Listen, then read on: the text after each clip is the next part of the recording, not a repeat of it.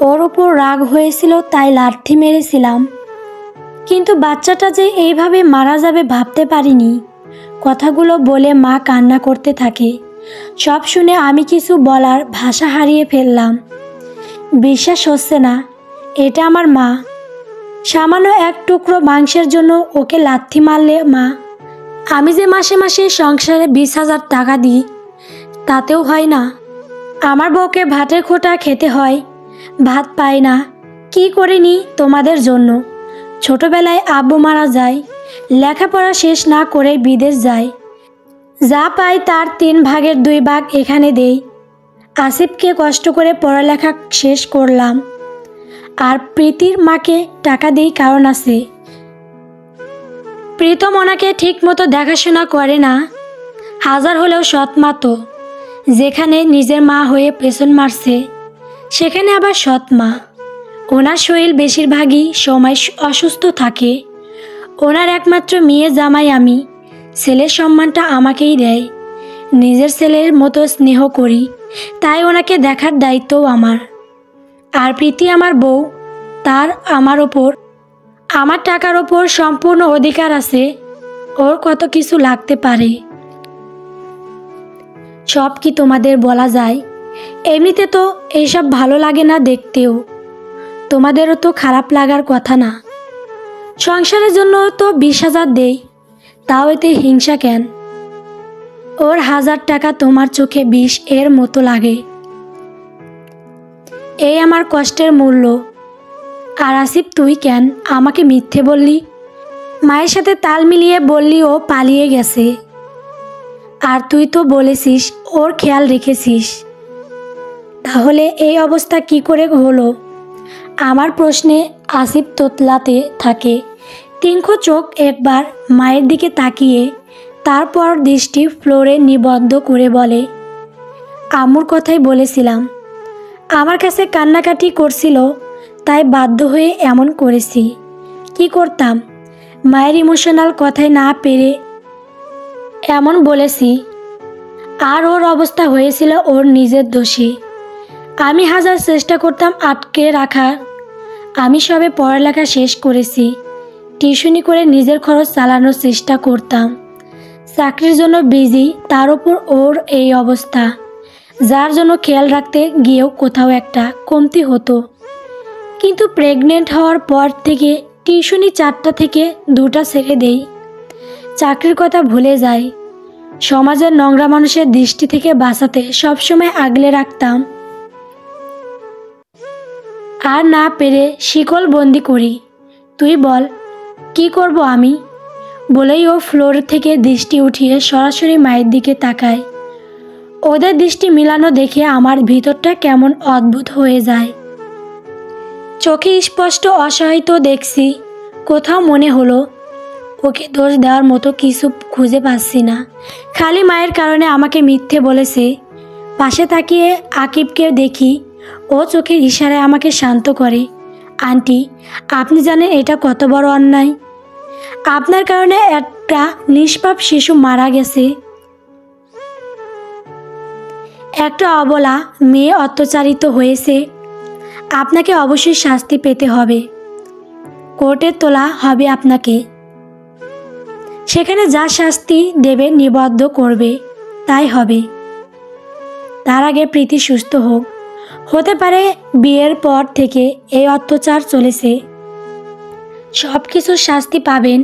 প্রীতি ভালো হলে সব জানতে পারবো। ততদিন আমাদের কাছে জেলে থেকেই না হয় মজা নেন। আকিব গম্ভীর গলায় কথাগুলো বলে কাউকে ফোন করে, মিরাজ দিনাজপুর সদর হাসপাতালে আসো। 5 মিনিটের মধ্যে বলেই মায়ের দিকে জরুরি চোখে তাকিয়ে আমার হাত ধরে বাইরে বেরিয়ে আসে। বাইরে এসে আমার হাত ছেড়ে চোখে চোখ রাখে। আরিয়ান, আমার মনে হচ্ছে এখানে কোথাও একটা ভুল হচ্ছে। তোর মায়ের সাথে আর কেউ জড়িত। ওনার মুখ দেখে বোঝা যাচ্ছে উনি অনেক কিছু লুকাচ্ছে। পুরো সত্যিটা বলেনি। সব জানতে হলে প্রীতিকে সুস্থ করতে হবে।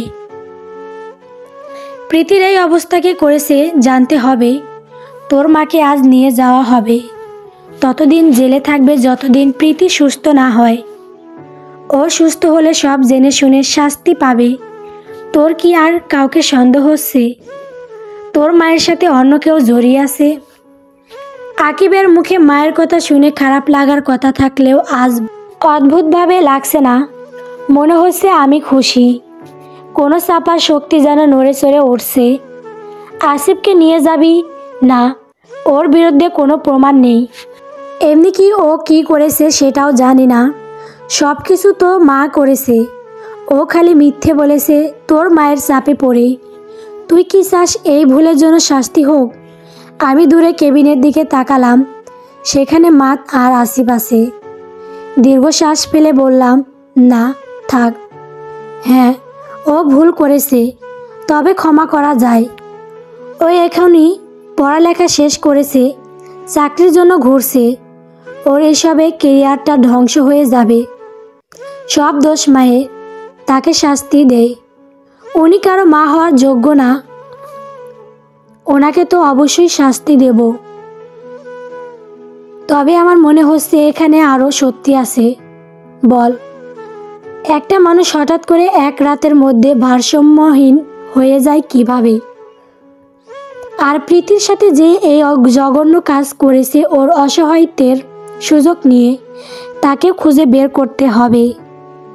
আমার মনে হয় প্রীতি সুস্থ হলে সব ক্লিয়ার হবে। এখন শুধু চাই ও সুস্থ হোক। তুই যে বললি নেশাখোর ছেলের কথা, ওদের কি চিনতে পারবি? আকিবের কথা আমার মনেও ঢুকে যায়। সত্যি, একজন সুস্থ মানুষ এমন হঠাৎ ভেঙে পড়ে কিভাবে? আর কে করেছে এমন কাজ? আমি চিনি না। হাসপাতালে আসার সময় একজন বলেছে ওনাকে আমি চিনি। তুই ওনার থেকে জিজ্ঞেস কর, তাহলে জানতে পারবি। ওকে ঠিকানা দে, আমি খুঁজে নিচ্ছি। আকিবের কথায় লোকটার ঠিকানা দিলাম। লোকটা চিনি বাড়ির পাশে বাড়ি। ঠিকানা দিতে আকিব নোট করে নেয়। একটা কথা বলি আরিয়ান, ঘৃণা লাগে না ভাবির দিকে তাকাতে? ওনাকে তো অনেকেই নোংরাভাবে আকিব পুরো কথা শেষ করার আগে আমার মাথা ঝাঁঝা করে উঠে। কলার চেপে ধরে এক ঘুষি মারলাম। মুখ সামলে কথা বল আকিব। সে আমার স্ত্রী, সে পবিত্র। আমি চিনি আমার প্রীতিকে। জানিস, এসব শোনার পর ঘৃণা নিজেকেই লাগে। আমি ব্যর্থ স্বামী। নিজের বউকে রক্ষা করতে পারিনি আমার পবিত্র প্রীতি। ওর দুর্বলতার সুযোগ নিয়েছে কেউ। বলতে বলতে চোখ বেয়ে পানি পড়ে। আকিব শান্ত করে, আরিয়ান, আমি এমনি বলেছি। দেখছিলাম ভাবির প্রতি তোর বিশ্বাস কতটা। কান্না থামা। তুই ছেলে মানুষ, তবে লাভ হয়েছে। দেখে নিলাম তোর বিশ্বাসটা।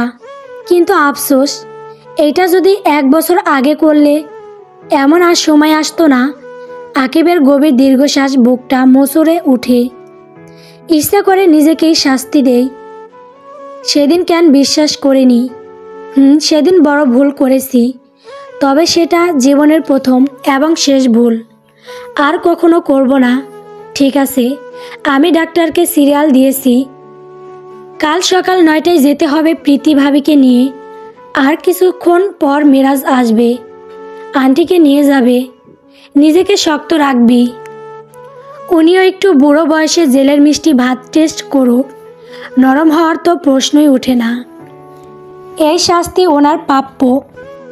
একটা মেয়ের সাথে মেয়ে হয়ে এমন জঘন্য কাজ করেছে, শাস্তি তো পেতেই হবে। গল্প প্রতিশোধ।